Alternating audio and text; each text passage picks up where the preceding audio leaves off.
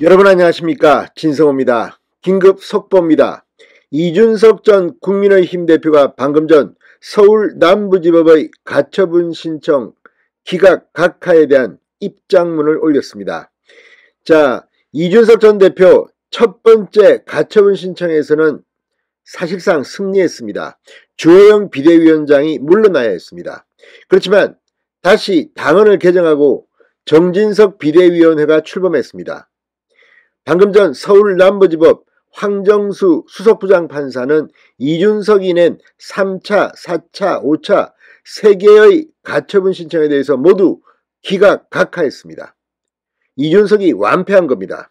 정진석 비대위는 이제 정상적으로 운영되게 됐고, 내년 초쯤 전당대회가 열려서 새로운 당대표를 선출하게 됐습니다.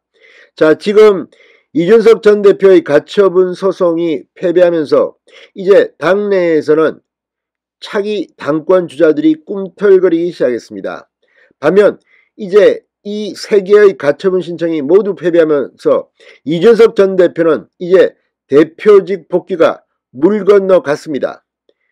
첫 번째 중요한 법원 결정이 나왔기 때문에 이제 오늘 저녁 7시에 열리는 국민의힘 중앙윤리위원회는 이준석에 대한 추가 징계를 아무런 끄리낌 없이, 법적 우려 없이 할 수 있게 됐습니다. 오늘 윤리위원회는 어떤 결정을 내릴까요? 어떤 결정을 내리든 지난번 당원권 정지 6개월보다는 중징계를 할 것이 확실합니다. 당대표 복귀는 무조건 무산됐습니다. 아니, 그 정도가 아니라 이준석은 이제 국민의힘 소속으로 다음 총선 출마가 불가능해진 것으로 보입니다. 자, 이준석 전 대표 남부지법의 판단이 나오자 글을 올렸습니다. 뭐라고 했을까요? 황정수 부장판사가 조금 놀랄만도 합니다. 진성호의 직설 시작합니다. 방송에 앞서 아직 진성호 방송에 구독자가 아니신 분은 붉은색 구독 버튼 눌러주십시오. 더 좋은 방송으로 보답하겠습니다. 자, 이준석 전 대표가 방금 전 글을 올렸습니다. 정진석 비대위원장 직무정지 가처분 신청 등이 모두 기각 각하된 것과 관련해서 이렇게 말했습니다. 의기 있는 변호사들, 의기 있는 훌륭한 변호사들과 법리를 가지고 외롭게 그들과 다퉜고 앞으로 더 외롭고 고독하게 제 길을 가겠다고 말했습니다. 더 외롭고 고독하게 제 길을 가겠다. 외롭다는 것과 고독하다는 것은 거의 비슷한다는데 페이스북 글도 조금 문맥이 완성도가 떨어지는 것 같습니다. 자, 이준석 전 대표 지금까지 2번의 선거에서 이겨놓고 무엇을 위해 싸워야 하는지 때로는 허탈했지만 사명감을 가지고 덩어리진 권력에 맞서왔다고 주장했습니다. 자, 어쨌든 결과적으로 말해서 이준석 대표가 있을 때 대통령 선거와 지방선거를 이겼습니다. 이거는 결과적으로 이준석 대표가 뭐 잘한 것이겠죠. 그렇지만 그것이 이준석 대표 때문에 가능했냐는 질문에는 사실 꼭 그렇다고 할 수는 없습니다. 그럼에도 결과론적으로는 아무튼 복이 있는 것도 뭐 그러니까. 그런데 문제는 그 뒤입니다. 그렇게 당선된 윤석열 대통령을 향해 이준석 전 대표가 계속해서 방송 인터뷰와 글을 통해서 공격했던 걸 보면 도대체 이 사람이 국민의힘 소속 대표를 지낸 사람이 맞나 싶을 정도로 마음이 불편한 사람들이 많습니다. 본인은 억울하다고 하지만 억울하더라도 선을 지켜야 합니다.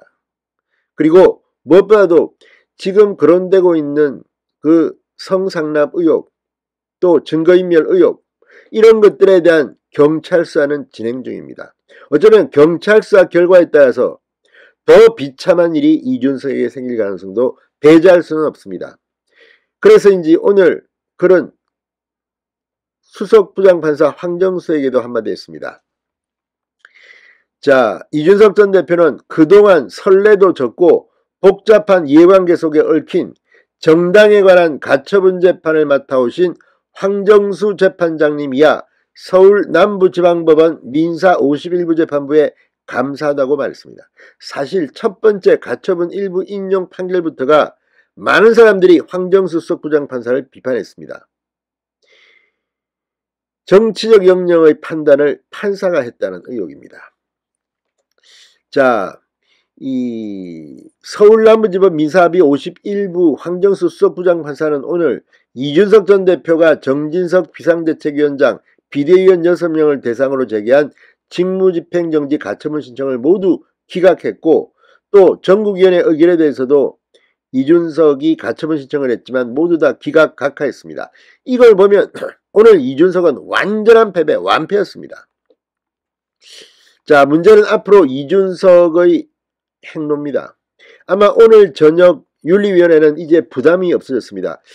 오늘 윤리위원회가 만에 하나 이 남부지법의 판결이 나오기 전에 징계를 한다면 당원정지권 3년 정도를 할 거라는 예상이 많았습니다. 왜냐하면 당원정지권 3년, 이거는 윤리위원회가 땅땅땅 때리면 그때부터 효력이 발생합니다. 그렇지만 제명이나 탈당 권유는 최고위원회에서 의결해야 합니다. 그런데 비상대책위원회가 지금 가처분 신청 심리 상태이기 때문에 만에 하나 오늘 남부지법 판결이 이와 다르게 나왔다면 제명 결정은 무효가 됩니다.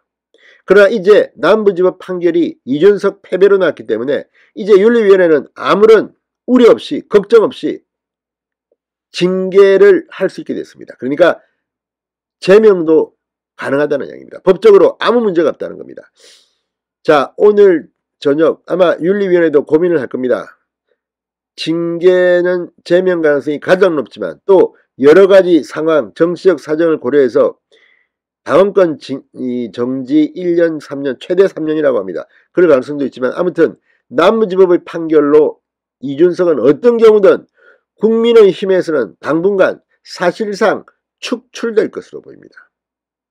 앞으로 이준석이 나이가 있기 때문에 어떻게 행동하느냐에 따라 가지고 기회가 올 수도 있습니다. 그러나 또다시 장외에서 윤석열 대통령을 공격하고 국민의힘을 흔들고 이렇게 한다면 앞으로 미래는 암울할지도 모릅니다. 진성호의 직설이었습니다. 여러분 감사합니다.